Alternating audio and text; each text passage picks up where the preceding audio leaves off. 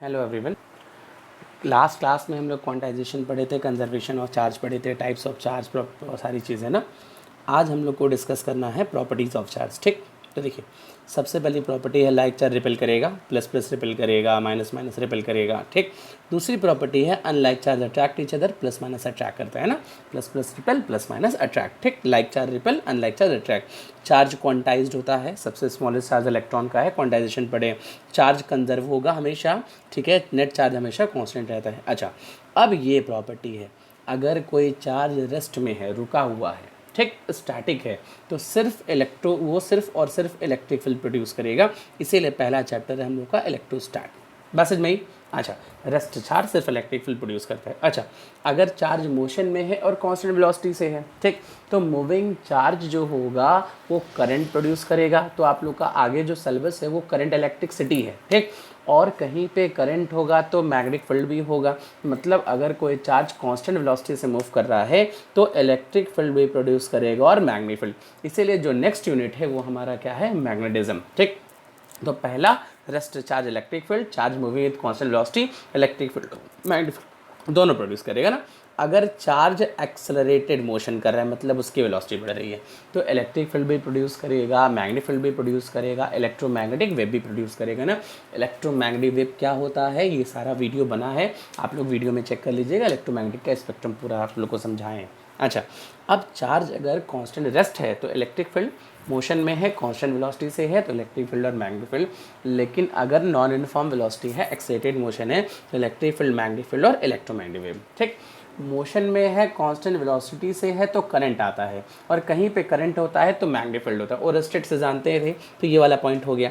लेकिन अगर मान लीजिए नॉन यूनिफॉर्म वेलोसिटी से है, मतलब कि उसका करंट वैरी कर रहा है, ठीक, अगर करंट वैरी करेगा तो वेरिएबल इलेक्ट्रिक फील्ड आएगा, और variable electric field variable magnetic field produce करेगा, और वेरिएबल इलेक्ट्रिक फील्ड और वेरिएबल मैग्नेटिक फील्ड मिलके इलेक्ट्रोमैग्नेटिक वेव प्रोड्यूस करते हैं। तो ये प्रॉपर्टी हो गई, याद रखिएगा। रेस्ट चार्ज सिर्फ electric field, moving charge electric field magnetic field, और चार्ज कांस्टेंट से है तब, ठीक। लेकिन अगर एक्साइटेड मोशन है तो इलेक्ट्रिक फील्ड, मैग्नेटिक फील्ड और इलेक्ट्रोमैग्नेटिक वेव। अच्छा, जो चार्ज होता है वो इनवेरिएंट होता है, ठीक। इनवेरिएंट का मतलब ये है, देख, कि अगर चार्ज की वेलोसिटी कितनी भी बढ़ा दें, लाइट के ऑर्डर के भी कर देना, तो उसके मैग्नीट्यूड में कोई चेंज नहीं होगा। चार्ज हमारा इनवेरिएंट है। क्या ऐसे कहते हैं कि फ्रेम ऑफ रेफरेंस चेंज करने पे चार्ज के मैग्नीट्यूड में कोई चेंज नहीं होता। जैसे दो फ्रेम है, एक फ्रेम हमारा रेस्ट में है, वेलोसिटी 0 है, और एक फ्रेम है जिसमें वेलोसिटी जो है फ्रेम की लाइट के ऑर्डर की है। तो इस फ्रेम में चार्ज को रखें, इस फ्रेम में चार्ज रखें, दोनों में मैग्नीट्यूड में कोई चेंज नहीं होगा, मैग्नीट्यूड हमेशा कांस्टेंट होगा।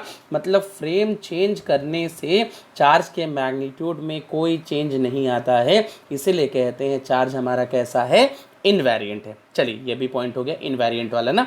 अब चार्ज जो है, ठीक, अगर प्लस प्लस है तो रिपेल करेगा, प्लस माइनस है तो अट्रैक्ट करेगा, माइनस प्लस रिपेल, ठीक।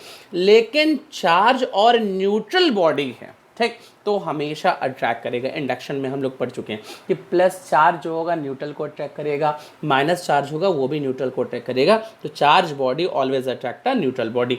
ये हमारा प्रॉपर्टी ऑफ चार्ज हो गया ना। अच्छा, प्रॉपर्टी ऑफ चार्ज के बाद देखिए, सबसे पहले ये इक्वेशन देखिए, ठीक, देखिए m is equal to M naught under root 1 minus v square by c square ना, जहाँ पे m जो है रेस्ट मास है, m नॉट रेस्ट मास है, m जो है वो मूविंग मास है, v जो है वेलोसिटी ऑफ बॉडी है, c जो है स्पीड ऑफ लाइट है। इसको कहते हैं आइंस्टीन रिलेटिविस्टिक इक्वेशन। बस समझ में, ये इक्वेशन तब लगता है जब किसी भी बॉडी की वेलोसिटी लाइट के ऑर्डर की हो जाए। बस समझ में, ये फॉर्मूला हमारा तब एप्लीकेबल या वैलिड है तब किसी भी बॉडी के वेलोसिटी लाइट के ऑर्डर की होती है, तब ये वैलिड होगा। अच्छा, ये फॉर्मूला ये बताता है जैसे जैसे वेलोसिटी बढ़ती है, ठीक, वैसे वैसे मास हमारा क्या होगा, बढ़ेगा। बस में, इस इक्वेशन को कहते हैं आइंस्टीन रिलेटिविस्टिक इक्वेशन। इस इक्वेशन के अकॉर्डिंग जैसे जैसे बॉडी की वेलोसिटी बढ़ेगी उसका मास बढ़ेगा। ये फॉर्मूला तभी वैलिड है जब बॉडी की वेलोसिटी लाइट के ऑर्डर की हो। बस में 10⁻8 के आसपास होगा ना। अब जैसे 10 मीटर पर सेकेंड है, 40 मीटर पर सेकेंड है, तब नहीं वैलिड होगा ना, जब लाइट के ऑर्डर होगी तब। अच्छा, अब हमारा है next topic, difference between charge and mass. पहला प्रॉपर्टी ऑफ चार्ज है ये, ठीक है, ये प्रॉपर्टी ऑफ बॉडी है, ये मैटर कंटेन अ बॉडी है। इसमें सिंगल नेचर, इसमें दो नेचर होता है ना, पॉजिटिव और नेगेटिव। मास में हमारा कोई नेचर नहीं होता है। इन दैट केस अगर कभी नेचर पूछेगा तो पॉजिटिव कहते हैं, वैसे कोई नेचर नहीं होता है। ये हमारा अट्रैक्टिव और रिपल्सिव फोर्स दोनों प्रोड्यूस करेगा, लेकिन ये सिर्फ और सिर्फ क्या प्रोड्यूस करेगा, अट्रैक्टिव। इसका यूनिट कूलॉम होगा, इसका किलोग्राम होगा। अच्छा, जो हमारा चार्ज है वो इलेक्ट्रोस्टैटिक फोर्स प्रोड्यूस करेगा जो कि स्ट्रॉन्ग फोर्स होता है, लेकिन जो मास है वो ग्रेविटेशन फोर्स प्रोड्यूस करेगा जो कि वीक फोर्स होता है। और चार्ज हमारा इनवेरिएंट है, मास वेरिएंट है, मतलब चार्ज की वेलोसिटी कितनी भी बढ़ा दें उसके मैग्नीट्यूड में कोई चेंज नहीं होगा, फ्रेम चेंज कर दे तो भी नहीं चेंज होगा, तो इनवेरिएंट है बट मास वेरिएंट है। अभी ये क्वेश्चन पढ़े हैं ना कि जैसे जैसे मास की वेलोसिटी बढ़ेगी उसका मास मैग्नीट्यूड बढ़ता जाएगा, इसलिए चार्ज इनवेरिएंट है और मास हमारा क्या है, वेरिएंट। ये हमेशा कंजर्व होगा, कुछ भी कर लीजिए कंजर्व है, लेकिन मास तभी कंजर्व होगा जब उसकी वेलोसिटी लाइट के ऑर्डर की नहीं है। अगर लाइट के ऑर्डर की हो जाएगी तो वेलोसिटी बढ़ने से मास भी बढ़ने लगेगा। तो चार्ज ऑलवेज कंजर्व, ये भी कंजर्व होगा, लेकिन कब तक कंजर्व होगा, जब उसकी वेलोसिटी लाइट के ऑर्डर के इक्वल की ना हो। उसकी ऑर्डर की हो जाएगी तो मास कंजर्व नहीं होगा, जैसे जैसे हमारा मास वेलोसिटी बढ़ेगी वैसे वैसे मास हमारा बढ़ेगा। और लास्ट पॉइंट, चार्ज हमारा क्वांटाइज्ड है बट मास के बारे में कोई इंफॉर्मेशन नहीं है। जैसे कहते हैं ना कि स्मॉलेस्ट चार्ज इलेक्ट्रॉन का है, बाकी सब इलेक्ट्रॉन से मिलकर बने हैं, तो ये चार्ज हो गया, लेकिन मास के बारे में अभी कोई उसके क्वांटाइजेशन के बारे में कोई इंफॉर्मेशन नहीं है। तो ये हमारा हो गया difference between charge and mass. अच्छा, अब इसके बाद एक क्वेश्चन है, कह रहा है कि हमारे पास दो चार्ज हैं Q1 Q2। एक Q1 का मास 4 किलोग्राम, Q2 का मास 2 किलोग्राम, इसकी वेलोसिटी 10 मीटर पर सेकंड से अगर जा रहा है तो ये कितनी वेलोसिटी से जाएगा। तो यहाँ पे मोमेंटम कंजर्व होगा, तो इसका मोमेंटम कितना, मान लीजिए वेलोसिटी भी है 4 × v, ठीक है, तो 4 × v, इसका मोमेंटम कितना 2 × 10, 4 × v 2 × 10, तो v की वैल्यू 5 मीटर पर सेकंड। इस टाइप के क्वेश्चन में हमारा जो भी मोमेंटम होता है मोमेंटम कंजर्व होता है। अच्छा, अब आते हैं Coulomb's law. Coulomb's law Newton's law of gravitation के बिल्कुल पैरेलल है, एकदम सेम है। जैसे क्या कहा गया, कूलॉम्स लॉ क्या कहा कि दो चार्जेस हैं Q1 Q2, उनके बीच का डिस्टेंस R, ठीक। बट ऑब्वियस दो चार्जेस हैं तो फोर्स लगेगा, हो सकता है ये फोर्स अट्रैक्टिव हो सकता है ये फोर्स रिपल्सिव हो, उनके नेचर पे डिपेंड करेगा ना।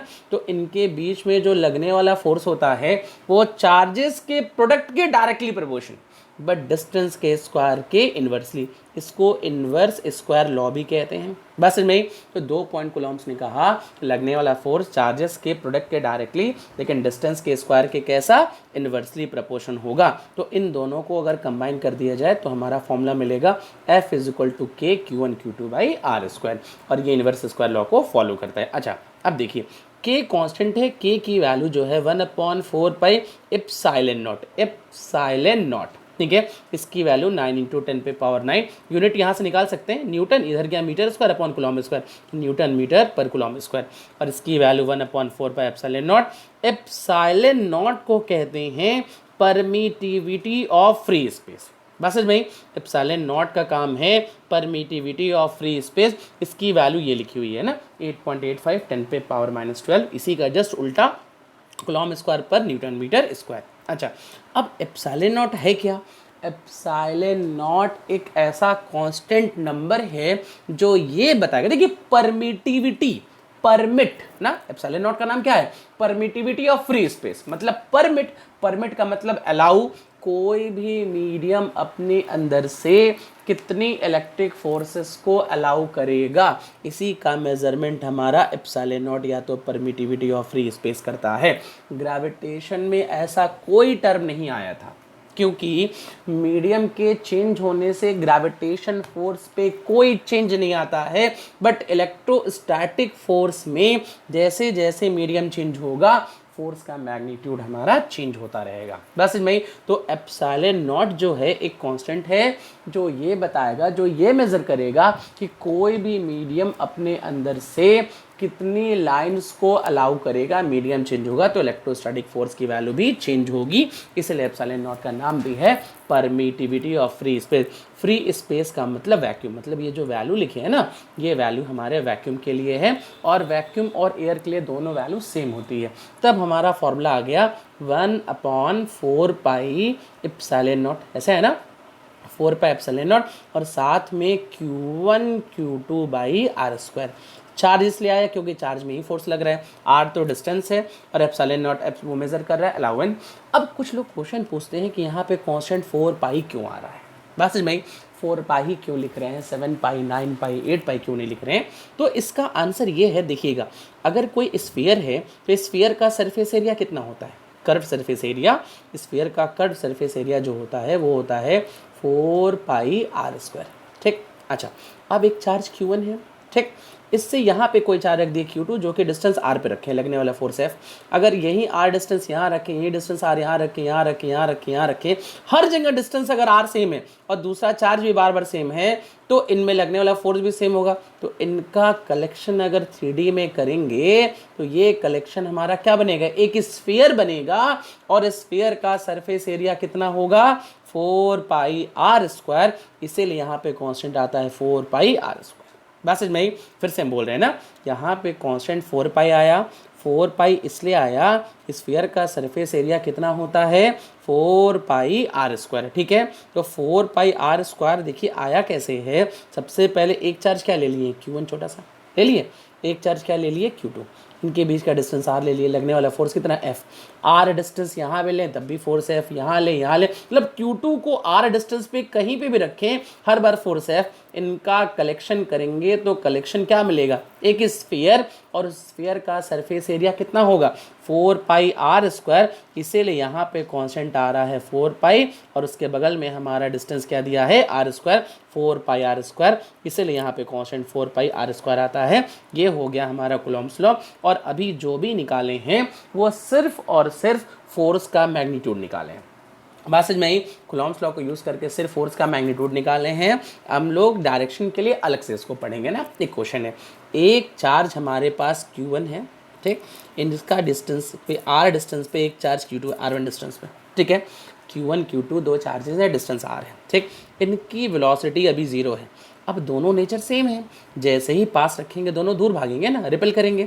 तो इनके बीच का डिस्टेंस अगर r2 हो जाए तो बताइए चार्जेस की वेलोसिटी क्या होगी, ये हमारा क्वेश्चन है। मैसेज में ही दो चार्जेस हैं, एक Q1 है, Q2 है, R1 डिस्टेंस पे रखा गया।